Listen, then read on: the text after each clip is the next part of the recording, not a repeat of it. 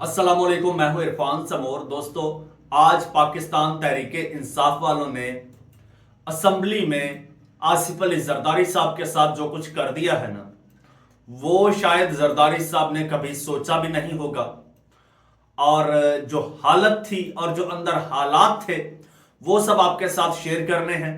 और आपको बताऊं कि जरदारी साहब क्या लेकर आ गए थे असेंबली में, जिस पर मुझे भी एतराज है, जिस पे हर पाकिस्तानी को एतराज है और होना चाहिए। इस हवाले से भी आपको बताऊंगा और साथ में यह भी बताऊंगा कि मरियम नवाज साहिबा क्या करती रही, कहां पर थी और कैसे वहां से निकली। एक एक चीज आपके साथ शेयर करनी है, लेकिन उससे पहले नए आने वाले दोस्तों से गुजारिश है कि ये चैनल आपका अपना है। अगर अभी तक इसको सब्सक्राइब नहीं किया तो सब्सक्राइब लाजमी कर लीजिए और बेल आइकन पर क्लिक कर दीजिए ताकि हर नई आने वाली वीडियो टाइमली आपको मौसूल हो जाए। दोस्तों, पार्लियामेंट का मुश्तरका इजलास था। आसिफ अली जरदारी साहब ने सदर पाकिस्तान के ओहदे पर है इस वक्त। उन्होंने वहां पर ज्वाइंट सेशन से खिताब करना था।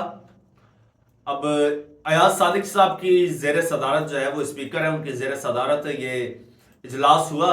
पार्लियामेंट का ये मुश्तरका इजलास था।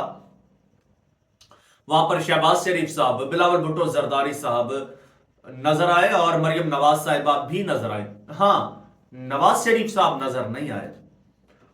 नवाज शरीफ साहब भी मेंबर ऑफ नेशनल असेंबली हैं, लेकिन नवाज शरीफ साहब वहां पर दूर दूर तक कहीं नजर नहीं आए।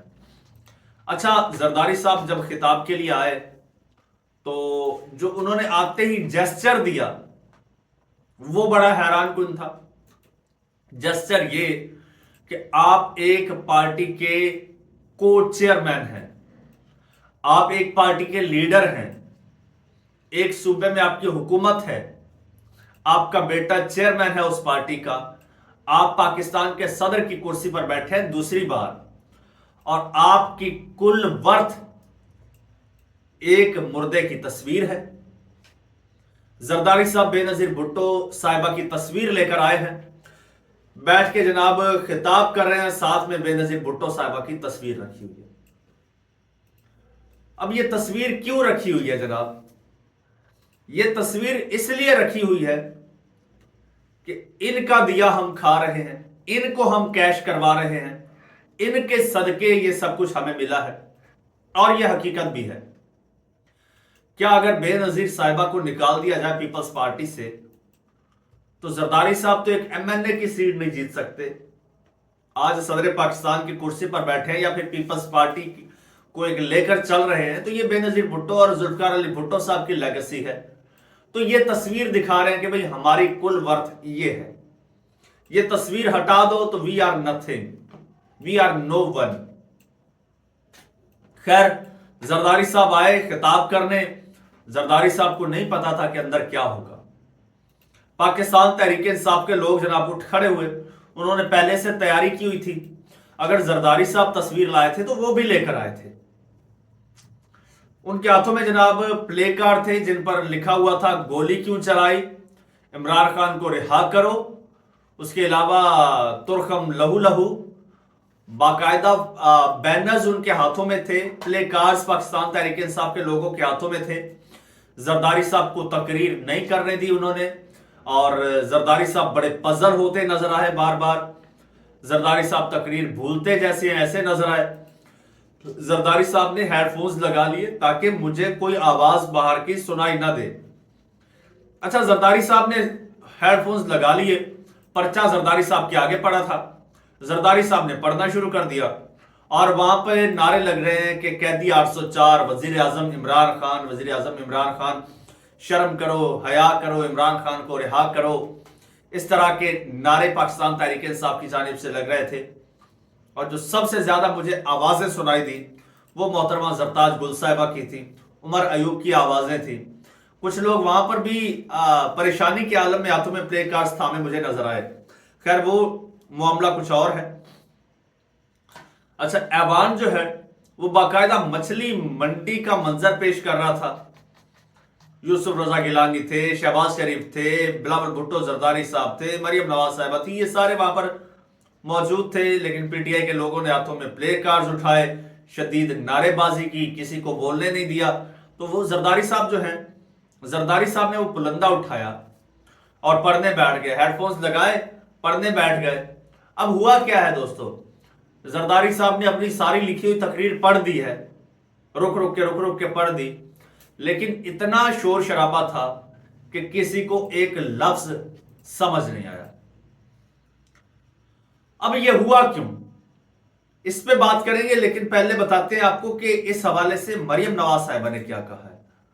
अच्छा, मरियम नवाज साहिबा फिर वहां से निकलती नजर आई, साथियों ने घेर लिया और कुछ सवालात पूछे। तो मरियम नवाज साहिबा ने इस बारे में कहा है कि ओपोजिशन ने बदतमीजी बदतहजीबी की बुनियाद रखी है, उसका निशाना अब ये खुद बन रहे हैं। इसी एहतजाज के हवाले से सवाल पर मरियम नवाज साहिबा ने यह कहा, और उन्होंने कहा कि ये एक डाइंग चीज है जो खत्म हो रही है और जल्द खत्म हो जाएगी। उन्होंने कहा कि लोगों में शऊर आ गया है, लोगों को तरक्की चाहिए, लोगों को मसाइल का हल चाहिए, लोगों को महंगाई में कमी चाहिए। ये सब कुछ तो मरियम नवाज साहिबा ने बताया, लेकिन मरियम नवाज साहिबा ने ये नहीं बताया कि लोगों में शऊर आ चुका है, लोगों को अब अपने डेमोक्रेटिक राइट्स चाहिए, उनको फ्रीडम ऑफ स्पीच चाहिए, उनको राइट ऑफ एक्सप्रेशन चाहिए, उनको फ्रीडम ऑफ एक्सप्रेशन चाहिए, उनको राइट टू वोट चाहिए, और उनको राइट टू फॉर्म 45 गवर्नमेंट चाहिए, नॉट 47। ये मरियम नवाज साहिबा ये बातें कर रही थी, और हकीकत क्या है, who is and which party is dying, उस हवाले से कल मैं एक डिटेल्ड वीलॉग बना चुका हूं, वो आप देख सकते हैं। और जहां तक बात है ये शोर शराबे की, ये शोर शराबा क्यों हुआ, उस वक्त मरियम नवाज साहिबा जरदारी साहब पर होती इस शूटिंग को देखकर मुस्कुरा रही थी, वहीं पर मौजूद थी।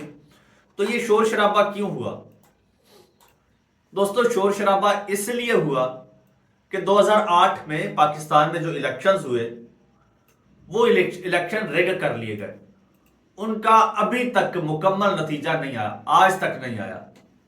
फॉर्म 45 आज तक नहीं आया। ये हुकूमतें बन गई और जरदारी साहब जिन वोटों से सदर बने हैं, वो वोट आज तक मुतनाज़े भी हैं और नामुकम्मल भी हैं। केपीके में सेनेट का इलेक्शन ही नहीं हुआ, सेनेटर्स ने वोट ही नहीं कास्ट किया, बड़े सारे मामलात हैं, सेनेट पूरी नहीं है आपकी। दूसरी जानिब कौमी असेंबली आपकी पूरी नहीं है, जहां से वोट लेके आप सदर बने हैं, आपकी कौमी असेंबली पूरी नहीं है हुजूर।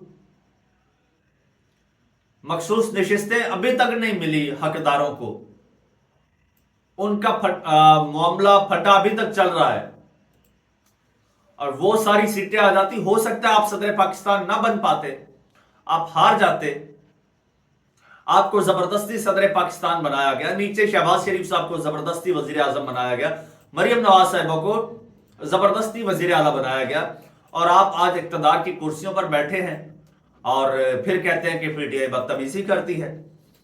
तो ये उसी का रिएक्शन है।